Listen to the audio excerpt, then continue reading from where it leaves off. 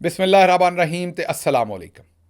ਅੱਜ ਦੇ ਪੰਜਾਬੀ ਵੀਲੌਗ 'ਚ ਸੱਜਣਾ ਮਿੱਤਰਾਂ ਭੈਣਾਂ ਭਰਾਵਾਂ ਤੇ ਮਾਵਾਂ ਨੂੰ ਜੀ ਆਇਆਂ ਨੂੰ। ਅੱਜ ਦੀ ਗੱਲ ਤੋਂ ਪਹਿਲਾਂ ਇੱਕ ਜ਼ਰੂਰੀ ਗੱਲ ਉਹ ਇਹ ਹੈ ਕਿ ਜੇ ਹਜੇ ਤੱਕ ਤੁਸੀਂ ਇਸ ਚੈਨਲ ਨੂੰ ਸਬਸਕ੍ਰਾਈਬ ਨਹੀਂ ਕੀਤਾ ਤੇ ਫਿਰ ਤੁਹਾਨੂੰ ਕਸੋਨੀ ਪੈਣ ਵਾਲੇ ਨੇ, ਮੇਰਾ ਖਿਆਲ ਹੈ। ਇੱਕ ਤੇ ਫੌਰੀ ਤੌਰ ਤੇ ਇਹਨੂੰ ਸਬਸਕ੍ਰਾਈਬ ਕਰੋ, ਕਿਉਂਕਿ ਤੁਸੀਂ ਹੀ ਕਰਨਾ, ਕਿਸੇ ਹੋਰ ਨੇ ਤੇ ਨਹੀਂ ਕਰਨਾ ਨਾ। ਮੈਂ ਤੇ ਤੁਹਾਡੇ ਫੋਨ ਦੇ ਵਿੱਚ ਇਹਨੂੰ ਸਬਸਕ੍ਰਾਈਬ ਨਹੀਂ ਕਰ ਸਕਦਾ, ਤੁਸੀਂ ਹੀ ਕਰਨਾ।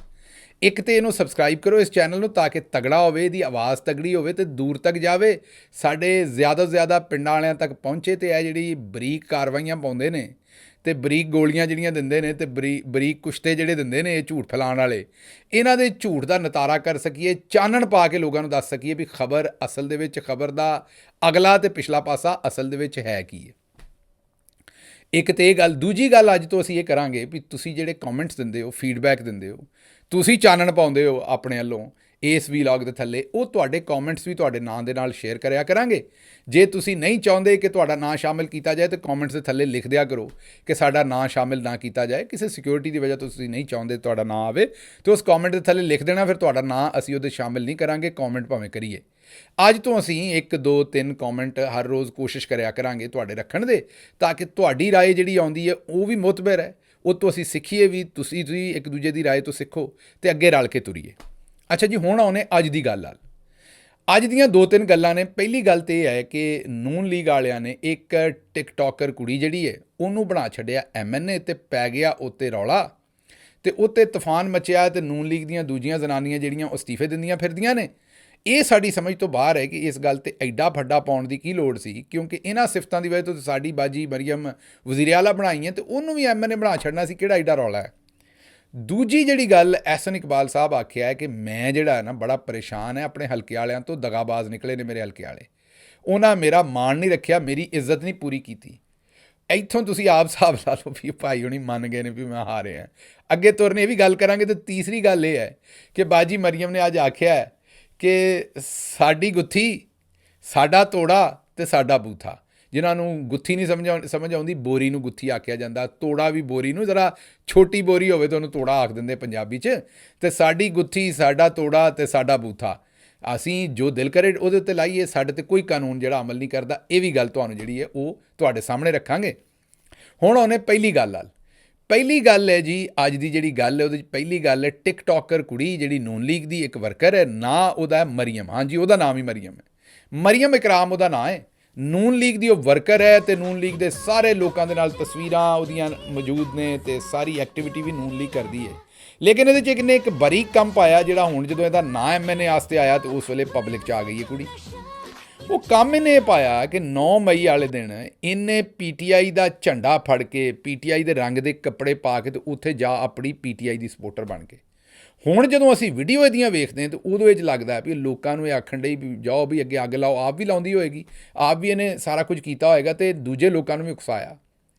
ਇੱਥੋਂ ਇਹ ਸੋਚੋ ਵੀ ਇਹ ਤੇ ਇੱਕ ਮਰੀਮ ਇਕਰਾਮ ਸਾਹਮਣੇ ਆਈ ਹੈ, ਇੱਥੋਂ ਇਹ ਸੋਚੋ ਵੀ ਕਿੰਨੀਆਂ ਮਰੀਮ ਇਹਨਾਂ ਨੇ ਘੱਲੀਆਂ ਹੋਣੀਆਂ ਨੇ ਤੇ ਕਿੰਨੇ ਮੁੰਡੇ ਘੱਲੇ ਹੋਣੇ ਨੇ ਤੇ ਕਿੰਨੀਆਂ ਕੁੜੀਆਂ।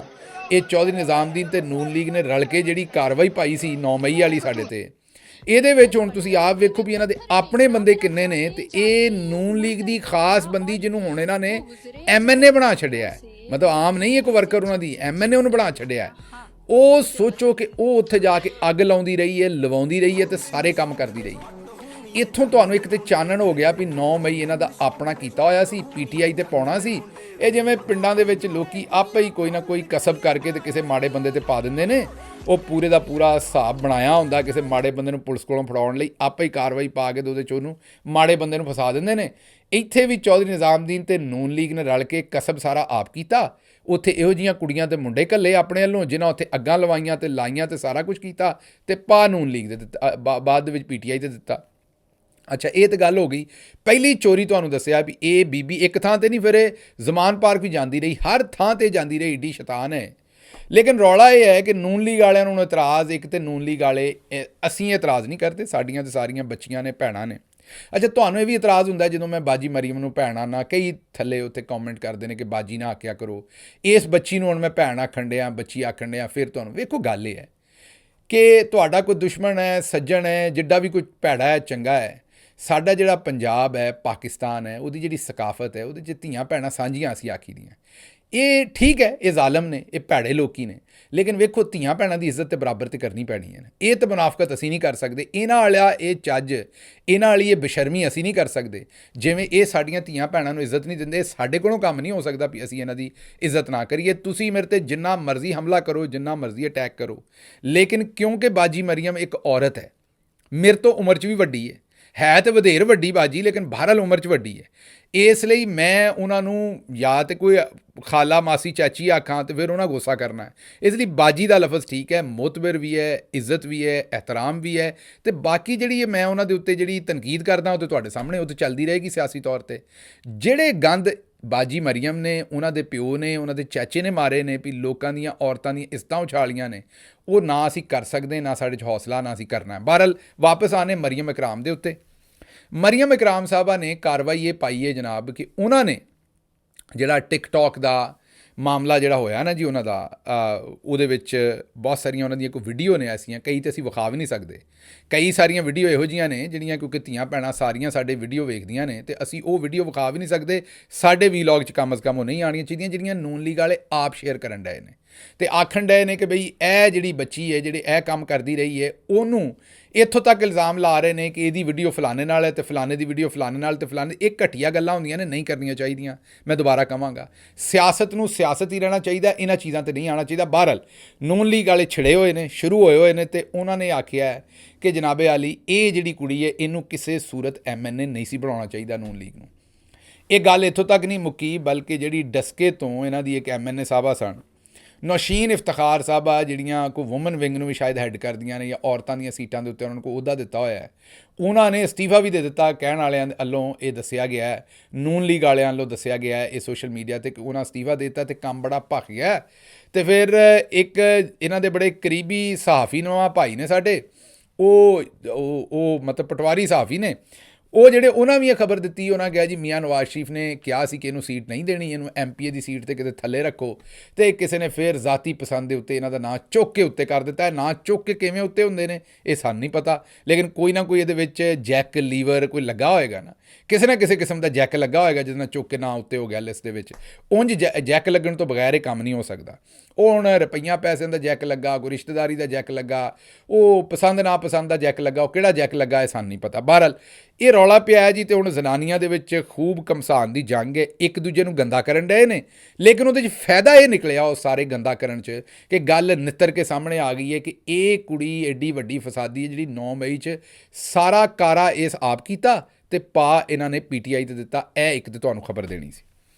ਅੱਛਾ ਜੀ, ਦੂਜੀ ਖਬਰ ਇਹ ਹੈ ਕਿ ਬਾਜੀ ਮਰੀਮ ਦੀ ਖਬਰ ਦੇ ਉੱਤੇ ਅਸੀਂ ਗੱਲ ਕਰਾਂਗੇ। ਜਿਹੜੇ ਐਹਸਨ ਇਕਬਾਲ ਸਾਹਿਬ ਦੀ ਖਬਰ ਉਹ ਅੱਜ ਨਹੀਂ ਹੋ ਸਕਣੀ, ਉਹ ਇਨਸ਼ਾਅੱਲਾ ਕਿਸ ਦਿਨ ਫੇਰ ਅਸੀਂ ਕਵਰ ਕਰਾਂਗੇ ਆਪਣੇ ਵੀਲੌਗ 'ਚ। ਅੱਜ ਅਸੀਂ ਦੂਜੀ ਖਬਰ ਕਰਨੇ ਹਾਂ।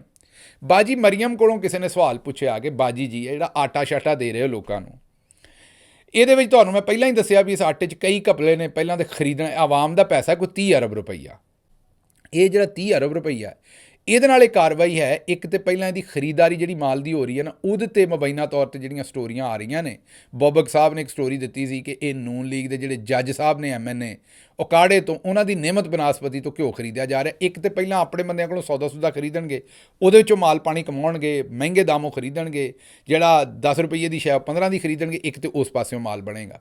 ਦੂਜਾ ਫਿਰ ਵੰਡਣਗੇ ਵੀ ਆਪਣੇ ਲੋਕਾਂ ਨੂੰ, ਕੁਝ ਵੰਡਣਗੇ, ਕੁਝ ਗੋਦਾਮਾਂ 'ਚ ਰੱਖ ਲੈਣਗੇ, ਗਰੀਬਾਂ ਨੂੰ ਲੱਭੇਗਾ ਨਹੀਂ, ਅਤੇ ਉੱਧਰੋਂ ਵੀ ਅਤੇ 30 ਅਰਬ 'ਚੋਂ ਆਸਾਨੀ ਨਾਲ ਇਹ 20 ਅਰਬ ਦਾ ਕੰਮ ਪਾ ਜਾਣਗੇ, 10 ਅਰਬ ਆਵਾਮ ਤੱਕ ਕੱਪੜੇਗਾ।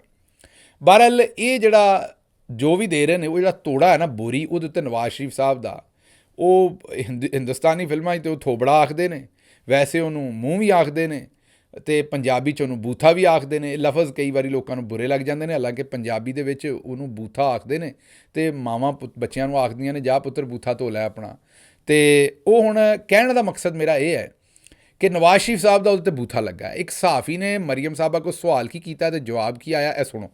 अच्छा मैडम, जो सबसे बड़ी तनकीद की जा रही है वो रमज़ान बैग पे नवाज शरीफ साहब की फ़ोटो के हवाले से है। अपोजिशन उसको बड़ा क्रिटिसाइज़ कर रही है कि आप अपनी पब्लिसिटी जो है वो मियाँ साहब की आवाम के पैसों से कर रहे हैं। देखिए मेरी बात सुने, हुकूमत किसकी है पंजाब में? Noon League. Nawaz Sharif. Thank you sir. ये बड़ा अनफॉर्चुनेट है कि जब रमज़ान का महीना आता है तो पूरी दुनिया में प्राइसेस नीचे जाती हैं, हमारे मुल्क में ऊपर जाती हैं। तो हम क्रैकडाउन भी कर रहे हैं, बॉर्डर्स के ऊपर भी कर रहे हैं, और प्राइस कंट्रोल का अनफॉर्चुनेटली यहाँ पे कोई मैकेनिज्म नहीं है। तो अभी जो है उससे हमें गुजारा करना पड़ेगा, नया डिपार्टमेंट रेज करना पड़ेगा ताकि वो सिस्टम का हिस्सा बन जाए। तो बहुत सीरियस गवर्नेंस के फ्लॉज हैं जो हमें पूरा करते करते टाइम लग जाएगा, लेकिन इसके ऊपर मैंने CS को कहा है कि वो रोज मीटिंग करे तमाम डिस्ट्रिक्ट्स के साथ। रेट लिस्ट की वायलेशन नहीं होनी चाहिए। बस हम ये लोग अब कर रहे हैं, क्रैकडाउन भी कर रहे हैं, जुर्माने भी कर रहे हैं, गिरफ्तारियां भी कर रहे हैं। तो आई होप कि थोड़ा अच्छा, सबसे बड़ा मसला जो गवर्नेंस में ਤੁਸੀਂ ਬਾਜੀ ਨੂੰ ਸੁਣ ਲਿਆ ਚੰਗੀ ਤਰ੍ਹਾਂ, ਲਾਗੋਂ ਹੋ ਕੇ ਸੁਣ ਲਿਆ ਬਾਜੀ ਨੂੰ, ਕੋਈ ਤੁਹਾਡੇ ਕੰਨਾਂ 'ਚ ਮਸਲਾ ਤਾਂ ਨਹੀਂ, ਲਾਗੋਂ ਹੋ ਕੇ ਸੁਣ ਲਿਆ। ਬਿਲਕੁਲ ਬਾਜੀ ਕਲੀਅਰ ਆਖਿਆ ਵੀ ਸਾਡਾ ਤੋੜਾ, ਸਾਡੀ ਗੁੱਥੀ, ਸਾਡੀ ਮਰਜ਼ੀ। ਉਹਨਾਂ ਆਖਿਆ ਪੰਜਾਬ 'ਚ ਹਕੂਮਤ ਕਿਹਦੀ ਹੈ? ਉਹਨਾਂ ਜੀ ਨੂਨ ਲੀਗ ਦੀ। ਉਹਨੇ ਕਿਹਾ ਨਹੀਂ, ਨਵਾਜ਼ ਸ਼ਰੀਫ ਦੀ। ਨੂਨ ਲੀਗ ਦੀ ਨਹੀਂ, ਨਵਾਜ਼ ਸ਼ਰੀਫ ਦੀ। ਤੇ ਫਿਰ ਬੂਥਾ ਵੀ ਤਾਂ ਨਵਾਜ਼ ਸ਼ਰੀਫ ਦਾ ਹੀ ਲੱਗੇਗਾ, ਕਿਸੇ ਹੋਰ ਦਾ ਨਹੀਂ ਲੱਗੇਗਾ। ਹਾਲਾਂਕਿ ਇਹਦੇ 'ਤੇ ਕਾਜ਼ੀ ਫਾਇਜ਼ ਈਸਾ ਸਾਹਿਬ ਫੈਸਲਾ ਦੇ ਚੁੱਕੇ ਨੇ। ਜਦੋਂ ਚੌਧਰੀ ਪਰਵੇਜ਼ ਇਲਾਹੀ ਸਾਹਿਬ ਵਜ਼ੀਰ ਆਲਾ ਸਨ ਤੇ ਉਹ ਫੈਸਲਾ ਦੇ ਚੁੱਕੇ ਨੇ ਕਿ ਅਵਾਮੀ ਪੈਸੇ ਦੇ ਉੱਤੇ ਕਿਸੇ ਦੀ ਤਸਵੀਰ ਨਹੀਂ ਲੱਗ ਸਕਦੀ। ਇਸ ਤੋਂ ਪਹਿਲੇ ਇਫਤਖਾਰ ਚੌਧਰੀ ਸਾਹਿਬ ਤੇ ਉਹਨਾਂ ਦੀ ਸੁਪਰੀਮ ਕੋਰਟ ਵੀ ਬਾਰ-ਬਾਰ ਸ਼ਬਾਜ਼ ਸ਼ਰੀਫ 'ਤੇ ਵੀ ਇਹ ਫੈਸਲੇ ਦੇ ਚੁੱਕੇ ਨੇ।